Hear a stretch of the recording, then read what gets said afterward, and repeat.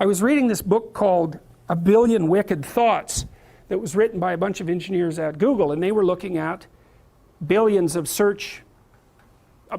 Google searches. And you know, there's no shortage of pornography on the internet, and there's much less by proportion than there was when the internet was first invented.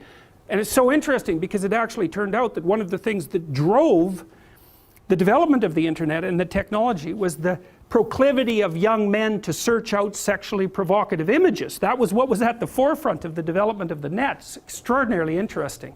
They were motivated to use it for that purpose, and that provided the platform from which it emerged. Amazing.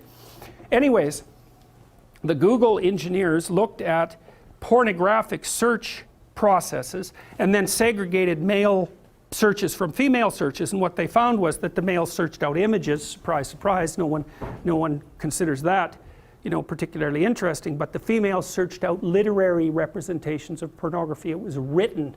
And so I can give you an example of that. If you know about Harlequin romances, does everybody still know about those? Anybody not know about those? Okay, well, they're mass market romances, and of a very stereotypical type. And the original ones were pretty harmless in terms of no violence and no real sexual content. But that was 40 years ago, and they've differentiated tremendously, and now there's hardcore Harlequin romances, and with particularly garish covers, and then there's the old, you know, more tame, basic, sexless and aggressionless romances where everything is implied and not explicit, but the explicit ones exist. So they did a plot analysis of the typical pornographic female fantasy. Well, and it's so comical because engineers did this, and social scientists would never do this because they'd be probably too concerned about the ethics of it or some damn thing.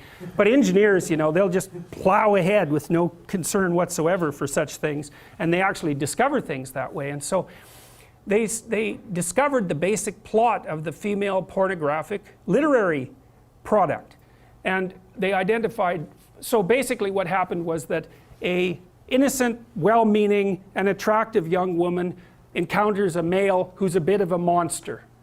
And the monster, there's 5 types of classic male monster. For all you males who want to know, this is what you can become. Vampire, that's a good one. Werewolf, billionaire, pirate, and surgeon. Okay, so that's very interesting because, well, first of all, there's a dominance thing. Now you're actually blushing, you know, you're actually blushing about that. That's very, very funny. So, sorry to point it out, but it's so comical, you know. I know, it's so funny. I was reading this, it was just cracking me up. I thought, oh my God, really?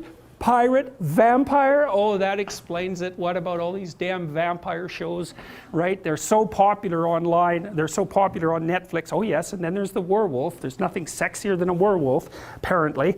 But I mean, so there's predatory dominance that's implicit in that, right? With the billionaire, it's more abstract, but clearly that's an indication of very high success in the male dominance hierarchy. So, but there's this desire for aggression that's in that, a real aggression. Right, and it's not surprising to me at all. It makes perfect sense.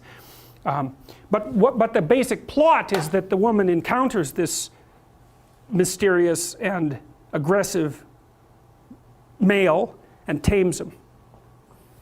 That's the female hero myth, as far as I can tell. It's Beauty and the Beast. And so it's because, well, there's no fun in taming someone who's already tame. And what makes you think you really want someone who's tame anyways? There's no interest in that. Plus, when chaos manifests itself, what makes you think that someone tame is going to be good for anything? And it's a real question. And so that aggression is absolutely vital. It's absolutely necessary. But because it's incredibly dangerous, which of course it is, it has to be civilized. And so what happens is that the archetypal female in these pornographic romances seduces and tames the aggressive male. And that's her encounter with chaos. Now it's more complicated. Of course, females, they're more complicated, and that's exactly how it is. And it's no wonder because their lives are more complicated.